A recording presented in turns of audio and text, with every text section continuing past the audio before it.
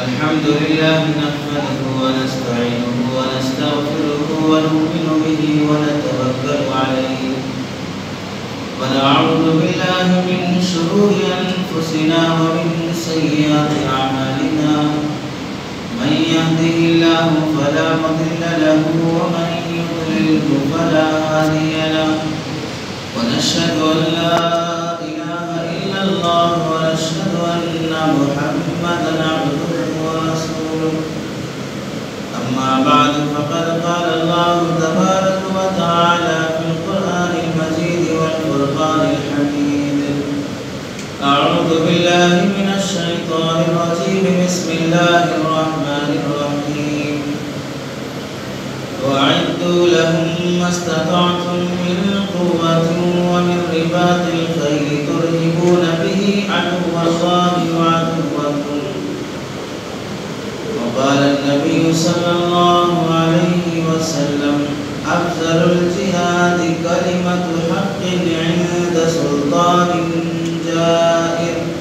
أو كما قال النبي صلى الله عليه وسلم اللهم صل على سيدنا محمد وعلى آل سيدنا محمد وبارك وسلم اللهم صل على سيدنا محمد وعلى آل سيدنا محمد وبارك وسلم اللهم صل على سيدنا محمد وعلى آل سيدنا محمد وبارك وسلم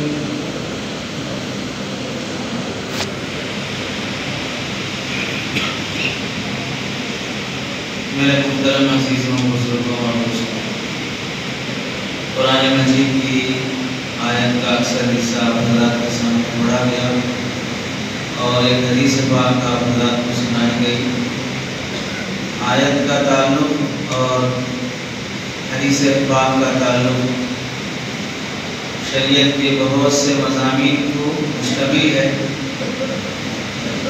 आयत और हदीस की रोशनी में जो बात आप हज़रात के सामने आज बयान करनी है वो है इस्लाम में